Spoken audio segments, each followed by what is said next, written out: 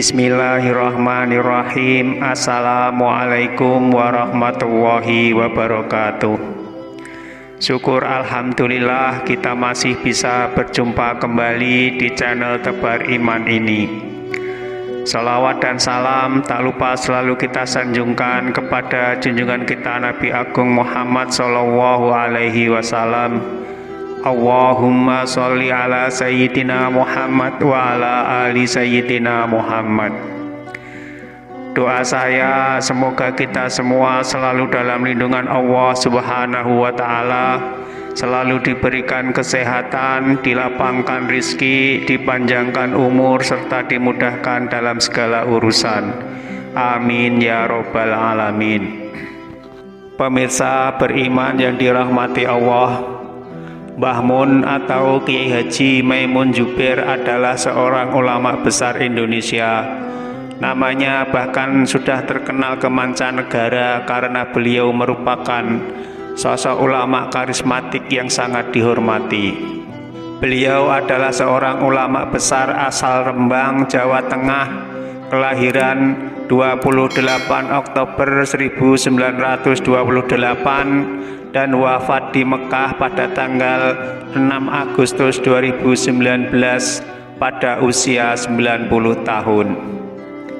Mbah Mun merupakan pengasuh pondok pesantren Al-Anwar Sarang yang terletak di tanah kelahirannya Rembang. Beliau juga memiliki banyak murid dan santri, bahkan banyak juga yang sudah menjadi ulama terkenal. Salah satunya adalah Gus Baha. Meskipun telah tiada, sosok Mbah Mun masih terus dikenang hingga kini. Salah satunya adalah karena karomah-karomah beliau yang banyak diketahui langsung oleh sejumlah santrinya dan beberapa orang lain. Ulama yang lahir dari pasangan Kiai Haji Zubair Dahlan dan Hajah Mahmudah ini sepanjang hidupnya telah memberi banyak kontribusi untuk umat Islam di Indonesia. Mbah Mun adalah waliullah yang menerima karomah atau anugerah dari Allah Subhanahu wa Ta'ala karena kesalehan, kealiman, dan ketakwaannya. Pemirsa beriman yang dirahmati Allah, berikut ini beberapa karomah Mbah Mun atau Kiai Haji Maimun Zubair yang kami kutip dari berbagai sumber. Tapi sebelum kita lanjutkan, saya mohon dukungan kepada semua pemirsa untuk like, subscribe, dan share video ini supaya channel ini bisa berkembang dan bermanfaat untuk banyak orang. Berikut beberapa karomah Mbah Mun atau Kiai Haji Maimun Zubair. Yang pertama, mempunyai penglihatan batin. Sebagai seorang ulama besar, kediaman Mbah Mun jarang sekali terlihat sepi. Selalu ada saja tamu yang datang berkunjung. Suatu hari beliau kedatangan tamu dari marga bin Syekh Abu Bakar dan Asgaf. Akan tetapi sebelum mereka mulai berbicara, Mbah Mun lebih dulu menghampirinya sembari berkata, "Antum Asgaf dan antum bin Syekh Abu Bakar." Kedua Habib itu pun kaget dan bertanya perihal dari mana beliau mengetahuinya. Mbah Mun pun langsung menjawabnya, dari matanya sudah kelihatan. Kemudian mereka diajak masuk ke ruangan dalam karena dianggap sebagai tamu istimewa dan dijamu dengan baik dengan disajikan beberapa makanan. Dan setelah makan, Mbah Mun pun memberikan 2 buah amplop kepada mereka dan dijelaskan kalau isi amplop tersebut bisa digunakan untuk bekal dan kebutuhan mereka lainnya. Dan uniknya, ternyata isi amplop tersebut benar sesuai dengan apa yang mereka berdua butuhkan. Yang kedua, menghentikan hujan deras. Pada saat Mbah Mun mengisi pengajian Maulud Nabi di Kudus, saat beliau memberikan tausiah kepada para jamaah yang datang, dalam situasi asiknya jamaah mengikuti pengajian tersebut, tiba-tiba hujan turun begitu lebat dan membuat para jamaah berlarian untuk berteduh. Saking derasnya hujan tersebut, panitia pengajian pun mempersilahkan Mbah Mun untuk istirahat sejenak masuk ke dalam rumah. Di tengah kepanikan yang melanda, Mbah Mun pun tetap bersikap tenang. Kemudian beliau memanjatkan doa dan turut serta diamini oleh para jamaah. Setelah beliau selesai melantunkan doa, hujan yang tadi turun dengan derasnya berangsur-angsur mulai reda, dan tidak lama pun hujan langsung berhenti. Yang ketiga, menyembuhkan penyakit dengan perantara air putih. Menurut Kiai Fadholan, saat mengantarkan Mbah Mun dan istrinya ziarah ke makam Imam Sadili, mereka mampir ke sebuah musola untuk melaksanakan sholat. Seusai sholat, mereka mampir ke sebuah warung makan di sebelah musola tersebut. Saat menunggu diantarkannya makanan, tiba-tiba datang ibu pemilik warung dengan membawa sebotol air minum dan meminta kepada Mbah Mun untuk mendoakan air tersebut untuk obat suaminya yang sedang sakit. Setelah air tersebut didoakan, Mbah Mun bertanya di mana suami ibu tersebut. Kemudian ibu pemilik warung mengantarkan Mbah Mun ke tempat suaminya berada. Setelah sampai, Mbah Mun mendoakan dan mengoleskan sebagian air putih tadi ke bagian anggota tubuh suaminya yang sakit. Tak lama setelah itu, suami dari ibu pemilik warung tersebut berangsur-angsur sembuh. Setelah selesai makan, Kiai Fadholan, Mbah Mun dan istrinya pun pamit untuk pulang, dan ibu pemilik warung pun menolak untuk dibayarnya. Ibu pemilik warung berterima kasih karena suaminya yang sakit sudah didoakan kesembuhannya oleh Mbah Mun.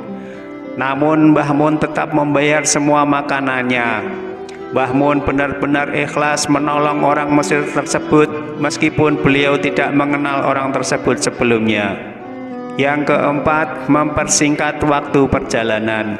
Suatu ketika Mbah Mun meminta kepada Kiai Fadholan yang sedang kuliah di Mesir untuk mengantarkannya ke makam Imam As-Sadili yang baru saja wafat di Mesir. Mendengar permintaan itu, Kiai Fadholan sempat bimbang karena perjalanan untuk menuju ke sana butuh waktu yang cukup lama. Sementara Mbah Mun sendiri waktunya cukup singkat berada di Mesir. Karena keyakinannya terhadap Kiai Haji Maimun Zubair atau Mbah Mun, Kiai Fadholan akhirnya menyewa sebuah mobil untuk menempuh perjalanan sekitar 400 km yang biasanya bisa ditempuh dalam waktu 7-9 jam. Akan tetapi ternyata mereka bisa menempuhnya hanya dengan waktu sekitar 2,5 jam saja. Padahal selama perjalanan juga sempat berhenti beberapa kali untuk menunaikan ibadah sholat. Yang kelima, menggunakan mobil tanpa bahan bakar. Sukar dipercaya tetapi benar adanya. Begitulah salah satu karomah Mbah Mun saat menaiki mobil tanpa bahan bakar. Ketika melakukan perjalanan, Mbah Mun biasa menggunakan mobil. Suatu hari beliau hendak menuju ke Pasuruan. Namun kendaraan yang biasa digunakannya mengalami kerusakan dan akhirnya mobil tersebut dibawanya ke bengkel. Alangkah terkejutnya montir bengkel itu ketika memeriksa kondisi mobil tersebut.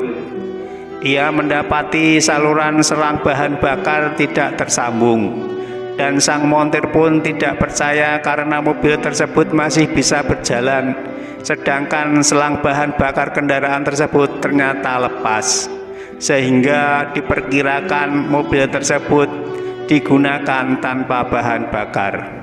Pemirsa beriman yang dirahmati Allah, karomah Mbah Mun yang keenam yaitu dititipi pesan oleh Rasulullah SAW lewat mimpi. Melalui mimpi, Rasulullah SAW menitipkan keturunannya untuk belajar dan berguru kepada Mbah Mun. Adapun orang tersebut adalah Habib Zaki yang sebelumnya sempat diberi wejangan oleh pamannya untuk tidak memberitahu identitasnya kepada Mbah Mun. Akan tetapi suatu malam Mbah Mun mendatangi Habib Zaki dan menanyakan kenapa dirinya tidak mengungkapkan identitasnya sebagai keturunan Rasulullah Shallallahu Alaihi Wasallam. Habib Zaki pun kaget karena Mbah Mun sudah mengetahui identitasnya. Adapun Mbah Mun sendiri telah mengetahuinya karena baru saja beliau bermimpi bertemu Rasulullah dan menyampaikan bahwa ada keturunan beliau Nabi yang dititipkan untuk belajar di pondoknya. Yang ketujuh, mengetahui tanggal wafatnya. Karomah ini dikisahkan oleh jamaah haji asal Tegalrejo, Magelang, Jawa Tengah yang bernama Sodikun. Saat itu Sodikun diminta kakaknya untuk sowan pada Mbah Mun yang sedang menunaikan ibadah haji di hotel tempat beliau menginap. Atas saran kakaknya tersebut, Sodikun berencana sowan ke Mbah Mun nanti setelah sholat Jumat. Singkat cerita, setelah berhasil menemui Mbah Mun, Sodikun pun menanyakan kepada Mbah Mun sampai kapan beliau akan tinggal di Mekah. Mbah Mun pun dengan tegas menjawab sampai tanggal 5. Sodikin pun merasa janggal dengan jawaban dari Mbah Mun tersebut. Pasalnya, bagaimana mungkin beliau tinggal di Mekah sampai tanggal 5? Sedangkan prosesi ibadah haji jika dihitung dari kalender Hijriah maupun Masehi akan berakhir di sekitar tanggal belasan. Akhirnya Sodikun pun berhusnudon. Mungkin yang dimaksud tanggal 5 oleh Mbah Mun adalah tanggal terakhir beliau berada di hotel tempat beliau menginap. Kemudian menjelang subuh, hujan mengguyur kota Mekah. Sodikun yang berangkat ke Masjid Haram pun basah kuyup.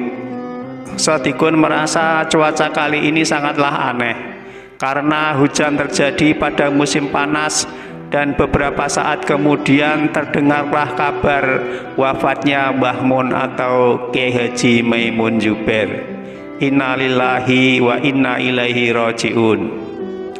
Akhirnya Sodikun baru menyadari bahwa tanggal yang pernah disampaikan oleh Mbah Mun di hotel kemarin adalah waktu atau tanggal di mana Mbah Mun wafat. Pada tanggal 5 Dzulhijjah 1440 Hijriah atau 6 Agustus 2019, Mbah Mun bukan hanya meninggalkan hotel, namun juga meninggalkan dunia dengan segala hiruk pikuknya. Dan jenazah beliau dimakamkan di Mekah, tepatnya di Ma'la, komplek pemakaman tertua di Mekah. Yang kedelapan, tongkatnya yang kembali lagi setelah hilang selama 7 tahun. Seorang santri dari pondok pesantren Al-Anwar Sarang Rembang yang merupakan murid dari Mbah Mun tengah melaksanakan ibadah haji. Ia ingin memberikan hadiah sorban kepada Mbah Mun. Namun karena Mbah Mun sudah memiliki banyak sorban, sang santri tadi pun akhirnya memutuskan membelikan tongkat. Sempat menolak tawaran pedagang di sana, namun karena memaksa, akhirnya santri tersebut membeli tongkat yang ditawarkan oleh pedagang tersebut. Namun ketika tongkat tersebut diserahkan, Mbah Mun terkejut dengan pemberian santrinya tadi. Karena ternyata tongkat tersebut adalah tongkatnya beliau yang hilang 7 tahun yang lalu. Wallahu a'lam bishawab. Pemirsa beriman yang dirahmati Allah, itulah beberapa karomah Kyai Haji Maimun Zubair atau Mbah Mun yang belum banyak diketahui oleh orang. Semoga tayangan ini bisa bermanfaat untuk kita semua. Amin ya robbal alamin. Wassalamualaikum warahmatullahi wabarakatuh.